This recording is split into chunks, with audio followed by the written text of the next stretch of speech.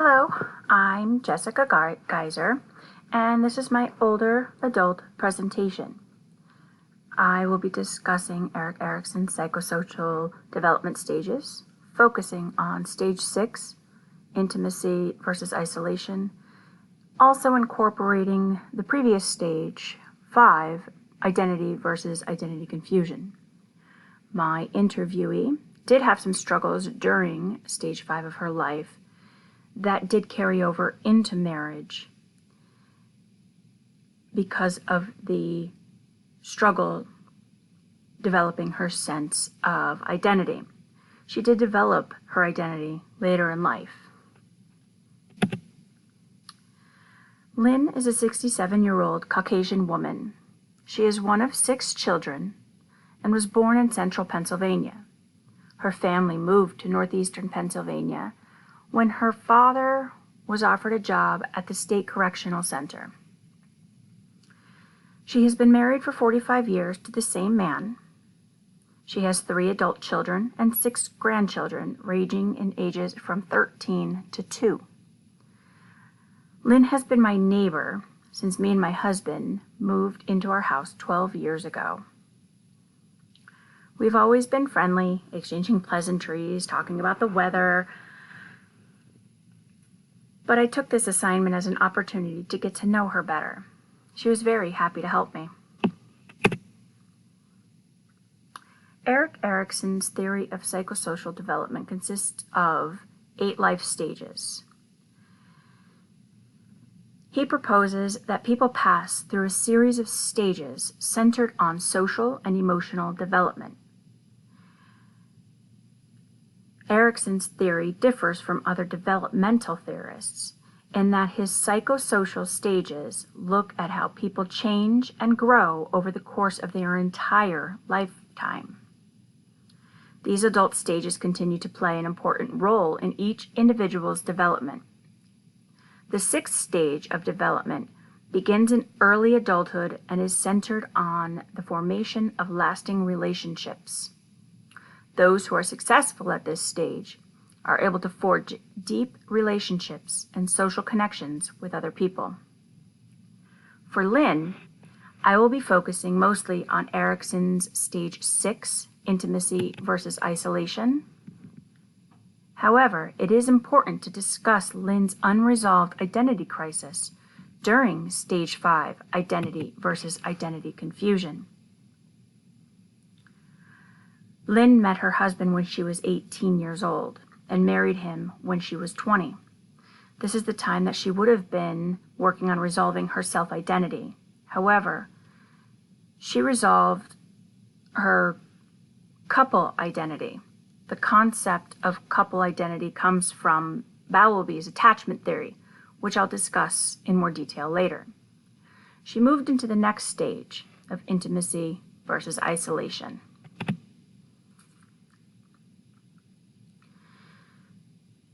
So Erikson stage 5, identity versus identity confusion. During this stage, adolescents explore their independence and develop a sense of self, asking themselves, who am I? Those who receive proper encouragement through personal exploration will develop this stage with a strong sense of self and a feeling of independence and control. Those who remain unsure of their beliefs and desires will remain insecure and confused about themselves and the future.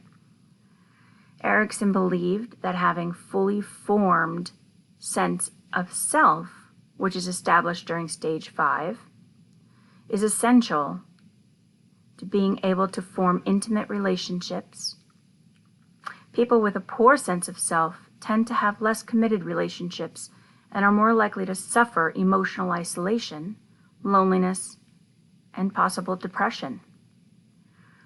For years after getting married, Lynn was a housewife and then became a stay-at-home mother when her children were born. She did admit to me that her identity was determined by her roles in the home, wife and mother.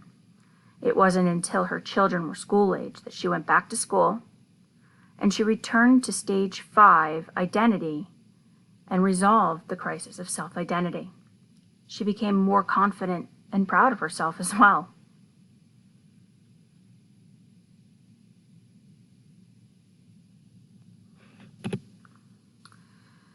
Erikson stage 6, intimacy and isolation. During this period, Erikson believed it was vital that people develop close, committed relationships with other people. These emotionally intimate relationships, as well as, relationships as people enter adulthood, they play a critical role in the intimacy versus isolation stage. Such relationships are often romantic in nature, but Erikson believed that close friendships were also important. He described intimate relationships as those characterized by closeness, honesty, and love. People who are successful in resolving the conflict of intimacy are able to develop deep, meaningful relationships with others.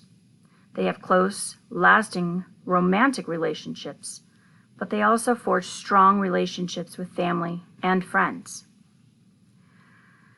Lynn married her husband at a young age. Well, in my mind, it was a young age. They were 20. According to Erikson, she was still technically in stage 5 through the beginning of their relationship. But she was able to still develop a strong and deep relationship with her husband, even though she continued to struggle with her identity. She was very happy being married, and then even happier when she became a mother. She explained that she never felt that anything was actually missing from her life, such as knowing herself. It was also during this stage that she returned to school and developed a more meaningful relationships with people in her classes. Some of those relationships continue today. She still talks to some other women from her LPN classes, mostly through Facebook.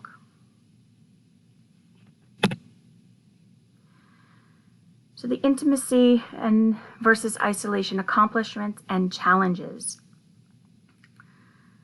Challenges that Lynn faced were her unresolved self-identity. Learning to be open and sharing with others is a very important part of the intimacy versus isolation stage. Some of the other important tasks can play a role in success or failure at this point of development. Lynn shared with me that the unfortunate result of her unresolved identity has caused her to at times feel very emotionally isolated and depressed. This was not the case during stage 6. The feelings emerged later in life, around age 50. Some of her accomplishments, though, she did achieve intimacy with her husband as well as friends and family. Being intimate relates to more than just engaging in sex. It means forming emotional intimacy and closeness with a person. It does not have to be a sexual partner. Lynn admitted that she does not have any issues with intimacy with her husband. Their relationship is very healthy. She didn't elaborate on that very much. They do, however, go on weekly dates. They go to the dinner or they go to the movies. Her closest friend right now is her sister. They meet weekly for dinner. Her brother is over her house several times a week. He's a handyman and helps out with stuff around the house that her husband's not able to help her with. They also sit and talk for hours at a time. The crisis in this stage is isolation. The crisis that a person is trying to resolve within Erikson's 6th stage is that of intimacy or isolation. The result of failing to obtain intimacy is loneliness and isolation. Adults who struggle with this stage experience poor romantic relationships. They might never share deep intimacy with their partners, or might even struggle to develop any relationships at all.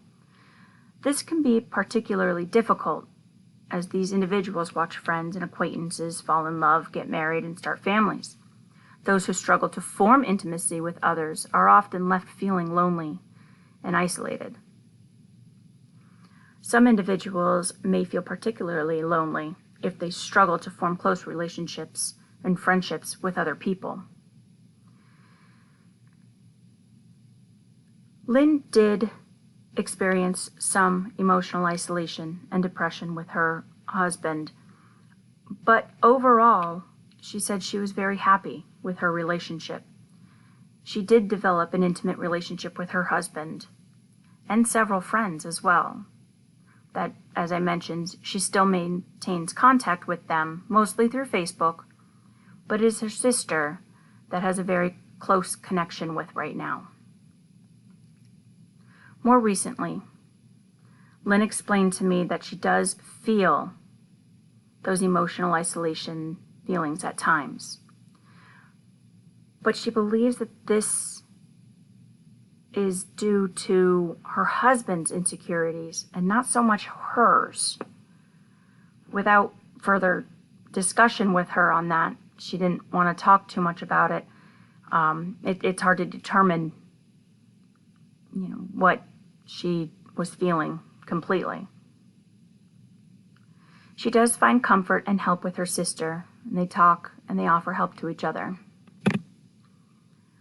There were several factors that played against Lynn to resolve the crisis of the intimacy stage. Gender roles in the house were not what we typically see today. Lynn's husband was an only child. His father was the first male of his family born in America. They immigrated here from Italy. His mother did everything around the house. She cooked, she cleaned, and took care of all the day-to-day mechanics of running the household. His dad went to work every day. When he was born, his mother was the sole caregiver until he was a little older. This was the role of a woman in Lynn's husband's mind. This is what he expected. She was surprised at this role at first, but she embraced it after a very short time. My thought is that she did so because she was insecure, having not developed her own sense of self. Looking at it a different way, an article by Pittman, Kiley, Kerpelman, and Vaughn found several commonalities between Bowlby's attachment theory and Erikson's stage 6 intimacy versus isolation. They determined that people developed intimate relationships and develop an attachment with people, and together they develop their own identity as a couple while still maintain their individual identities. Over time, they create a strong relationship, attachment, and become each other's figurative rock.